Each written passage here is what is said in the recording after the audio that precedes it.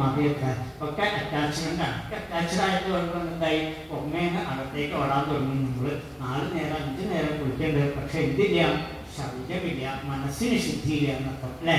ശരീരം വൃത്തിയായിട്ട് കൊണ്ട് നടക്കുന്നുണ്ട്.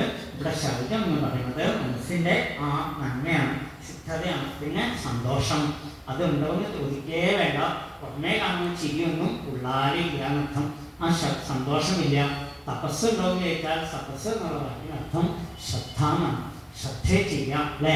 എൻ്റെ മാതിരി ശ്രദ്ധ നമുക്ക് നമ്മളിലേക്ക് തിരിയാൻ നമുക്ക് സാധിക്കുക, എന്നെ അറിയാൻ സാധിക്കുക, അത് നമുക്കില്ലാതെ ഉണ്ടായിട്ട് മാറി. സ്വാധ്യായം, സ്വാധ്യായത്തിന് ഒരുപാട് വിഷയങ്ങൾ സജ്ജനങ്ങൾ പറയാറുണ്ട്. അപ്പോൾ ഇവിടെ പറഞ്ഞ സ്വാധ്യായം എന്താണ്? ഇപ്പം നമ്മൾ ചെയ്യുന്നത് സ്വാധ്യായമാണ്. ഇത് വല്ലപ്പോഴും ഒരിക്കലുണ്ടായാൽ മതിയോ? അത് പോരാ. നിത്യവും എന്ത് വേണം? അല്പസമയം എവിടെയെങ്കിലും സ്വസ്ഥമായിട്ട് ഇരുന്നുകൊണ്ട് ഭാഗവതമായിക്കോട്ടെ, നാരായണീയമായിക്കോട്ടെ, ദേവീമഹാത്മ്യമായിക്കോട്ടെ, ഏതെങ്കിലും ഒരു ഗ്രന്ഥത്തിനെ സ്ഥിരമായിട്ട് ഉപാസിക്കുക അല്ലേ. ഏതെങ്കിലും ഒരു മന്ത്രത്തിനെ സ്ഥിരമായിട്ട് ഉപാസിക്കുക. അതിൻ്റെ സ്വാധ്യായം സ്വയമേവ നമ്മൾ അധ്യായം ചെയ്യാം. 5-ാമതായിട്ട് ഈശ്വര പ്രണിധാനം, ഈശ്വര ഭരണം, അതിലേക്ക് തന്നെ മനസ്സിനെ ലയിപ്പിക്കാം. ഇതിൻ്റെ പേരാണ് നിയമം. അപ്പോൾ എപ്പോഴും മനസ്സ് എങ്ങനെയായി തീരണമെന്നറിയോ? സർവകർമ്മങ്ങളും ഈശ്വരാർപ്പണമാക്കി ചെയ്യുമ്പോഴാണ് ഈശ്വര ഇവിടെ പറയണ ആ വാക്ക് ഈശ്വര പ്രണിധാനം. എല്ലാ കർമ്മങ്ങളും എന്ത് ചെയ്യുന്നുണ്ടോ നമ്മൾ. ഇപ്പോൾ 4 മണിക്ക് ഇറങ്ങി ചായ പഴയ കഴിക്കുന്ന സമയത്ത് എൻ്റെ അമ്മ നിനക്ക് വേണ്ടിയിട്ടാണോ, എൻ്റെ വിവാഹിപ്പാൻ നിനക്ക് വേണ്ടിയിട്ടാണ്, ആ ഒരു ചിന്ത നമുക്ക് വന്നാൽ അത് മതിയാണ്. അതുകൊണ്ട് ഭഗവാൻ സന്തോഷമാവുന്നു. ഏത് കർമ്മങ്ങൾ ചെയ്യുമ്പോഴും ഉറങ്ങാൻ കിടക്കുന്ന സമയത്ത്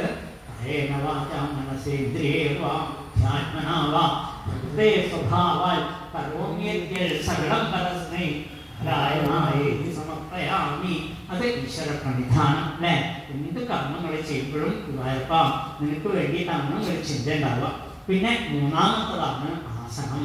ആസനം എന്ന് പറഞ്ഞാൽ സുഖാസനം അല്ലേ. ഇപ്പം നമുക്ക് എൻ്റെ ബുദ്ധിമുട്ടെന്ന് വെച്ചാൽ കസേര ഇല്ലാത്തതാണ് ബുദ്ധിമുട്ട്. ഈ കസേര മാറി ചാരി കസേരയായിരുന്നു വരട്ടെ, എത്ര സന്തോഷമായിരുന്നു അല്ലേ. അപ്പോൾ കുറച്ചും കൂടി സുഖമാവും. അപ്പോൾ നിലത്തിരിക്കുന്നേക്കാൾ ഒരു ഭേദം എന്താ, കസേര വീട്ടിലാണ്. അതിനേക്കാൾ നല്ലതാണ് എത്തിയിട്ട് ചാരിയിരിക്കാൻ പറ്റിയാൽ എന്തായി ചാരി കസേരയാണെങ്കിൽ കുറച്ചുകൂടി നമുക്ക് സുഖമായി നടക്കും. ഞാനും കൂടി നാട്ടിൽ കട്ടിലാണെന്ന് വെച്ചാലോ വളരെ ഭംഗിയായി. അത് തലേണയോടെ കിട്ടിയെന്ന് വെച്ചാൽ പതേ വേണ്ട. ഇങ്ങനെയാണ് നമ്മുടെ സുഖാസനത്തിൻ്റെ പൊട്ടി വയ്ക്കാണ്. അപ്പോൾ ഭാഗവതം പറഞ്ഞാൽ എന്താണെന്ന് വെച്ചാൽ അവയവങ്ങൾക്ക് വേദനയില്ലാതെ കൊണ്ട് കുറച്ച് സമയം സാധിക്കുക അല്ലേ. അതേ സമയമൊന്നും വേണ്ട, 10 മിനിറ്റ് ഇരുന്നോടെങ്കിലും 10 മിനിറ്റ് നമുക്ക് ശരീരത്തിന് ഒരു ആയാസം തോന്നാതെ കൊണ്ടിരിക്കുക. ഇത് തന്നെയാണ് ആസനം എന്ന് പറഞ്ഞാൽ. സമം കായ ശിരോഗ്രീവം ധ്യായന്ന ജലം സ്ഥിരഹ. ആ അചഞ്ചലമായിരിക്കണം. നമ്മുടെ മനസ്സൊരിക്കലും ചലിക്കാതെ കൊണ്ടിരിക്കുന്നതിനാണ് ആസനം എന്ന് പേര് പറയുക. നമ്മളെ കൊണ്ട് അത് സാധിക്കുന്നുണ്ടോ? അതും സാധിക്കില്ല. പിന്നീടാണ് പ്രാണായാമം. അപ്പോൾ 4-ാമത്തതാണ് പ്രാണായാമം. പ്രാണന്റെ ആയാമം അല്ലെങ്കിൽ നിരോധം. സൂക്ഷ്മമായിരിക്കുന്ന ഈ പ്രാണനെ നിയന്ത്രിക്കാൻ സാധിച്ചാൽ തന്നെ അതിൻ്റെ ഒപ്പം തന്നെ മനസ്സിനെയും നമുക്ക് കൺട്രോൾ ചെയ്യാൻ സാധിക്കും. അതിനാണ് നന്നായിട്ട് പ്രാണായാമം ഒക്കെ ചെയ്യാം. ഇപ്പം ഇങ്ങനെ ഇങ്ങനെ ഉണ്ടാക്കില്ലേ നമ്മൾ. ഇങ്ങനെയൊക്കെ ഇരുന്നൂനിയാക്കിയിട്ട് മനസ്സെവിടെയെങ്കിലും ഒതുങ്ങുണ്ടോ? അടങ്ങണമെന്നില്ല. ഇങ്ങനെ ചിന്തിച്ചുകൊണ്ട് ഇനി അടുത്ത കാലം വെക്കേണ്ടത്. അപ്പോൾ അതുകൊണ്ട് യാതൊരു ഗുണം കാണുന്നില്ല. ഇപ്പോൾ ഒരു കാലത്ത് അങ്ങനെയൊക്കെ സാധിച്ചു എന്നാണ്.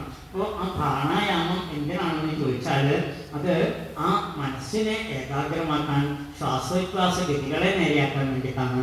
5-ാമതായിട്ടാണ് പ്രത്യാഹാരം. ഓരോ ഇന്ദ്രിയത്തിനെയും അതാതിൻ്റെ വിഷയങ്ങളിൽ നിന്ന് പിൻവലിച്ചിട്ട് ചിത്തത്തിൽ ഉറപ്പിക്കുന്നതിൻ്റെ പേരാണ് പ്രത്യാഹാരം. ആമയെ പോലെ നമ്മുടെ ഇന്ദ്രിയങ്ങൾ എവിടേക്കോ പോകുന്ന കണ്ണിനെയും മുക്കിനെയും നാക്കിനെയും തൊക്കിനെയും ആ എല്ലാത്തിനെയും ഉള്ളിലേക്ക് വലിച്ചിട്ട് അതാത് സ്ഥാനത്ത് നിന്ന് എവിടെയാണ് ഉറച്ചിരിക്കുന്നത് അതിൽ നിന്ന് പിൻവലിച്ച് ഉള്ളിലേക്ക് ആക്കി തീർക്കുക പ്രത്യാഹാരം.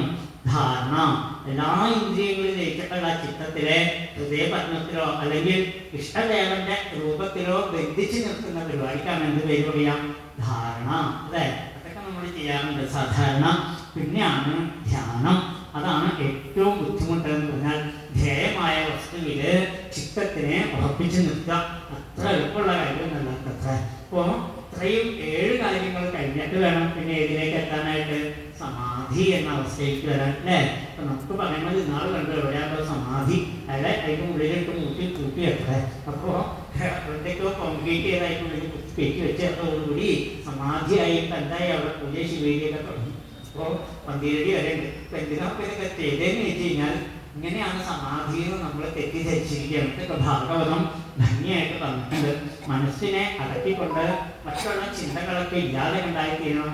ആദ്യത്തെ 5 ബാഹ്യമായിട്ടുള്ള ആ സാധനങ്ങളാണെങ്കിൽ ധാരണാധ്യാനം, സമാധി, ഇത് ആന്തരികമായിട്ടുള്ള സാധനയാണ്. ഇങ്ങനെ 2 സാധനങ്ങളെ പറഞ്ഞുകൊണ്ട് മനസ്സിനെ അടക്കിക്കൊണ്ട് എന്ത് വേണം? പ്രസന്നവദനാംഭോജം പത്മഗർഭാരുണേക്ഷണം നീലോൽപലതലശ്യാമം ശംഖചക്രഗദാധരം ലസൽ പങ്കജകിഞ്ചൽകപീതകൗശേയവാസസം ശ്രീവത്സവക്ഷസംഭാജൽ കൗസ്തുഭാമുക്തകന്ധരം. മനോഹരമായിട്ടുള്ള ഭഗവാന്റെ രൂപത്തിനെ ധ്യാനിക്കണം അമ്മ. അതാണ് വേണ്ടത്. പ്രസന്നവദനാംഭോജം പത്മഗർഭാരുണേക്ഷണം. എന്ത് രസമായിട്ടാണ് അമ്മയോട് പറയാം, അമ്മ മനോഹരമായിട്ടുള്ള രൂപത്തില് ആ ഈശ്വരന്റെ രൂപത്തിനെ ധ്യാനിക്കാവുന്ന അലൗകിക മൂർത്തി ധ്യാനം എന്നതിന് പേര് പറയും. അലൗകികമായിരിക്കുന്ന ആ സ്വരൂപത്തിനെ അമ്മ ധ്യാനിക്കുന്നതാണ്. എന്നിട്ട് പറഞ്ഞു ദർശനീയതമം ശാന്തം മനോനയനവർദ്ധനം.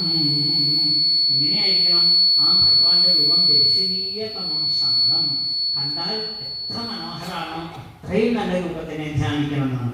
അല്ലാതെ കണ്ടാൽ ഭയങ്കരമായിട്ടുള്ള രൂപത്തിനെ ധ്യാനിച്ചാൽ നമ്മുടെ മനസ്സ് അതുപോലെയാവും അല്ലേ? മനസ്സ് ഇങ്ങനെ ധ്യാനിക്കണോ? ഏത് രൂപത്തിനെ ഉൾക്കൊള്ളണോ? രൂപമില്ലാത്ത മനസ്സ് അതേപോലെ ആയിത്തീരും. ഉള്ളിനെ ധ്യാനിച്ചാൽ ഉള്ളുപോലെ ദുഷ്ടമാവും, പൂവിനെ ധ്യാനിച്ചാൽ പൂവ് പോലെ മനോഹരാവും. അപ്പൊ മനസ്സ് ഏതിനെയാണ് ധ്യാനിക്കേണ്ടത്? ഏറ്റവും നല്ലത് അഭീക്ഷദേശനം ശശ്വൽ സർവ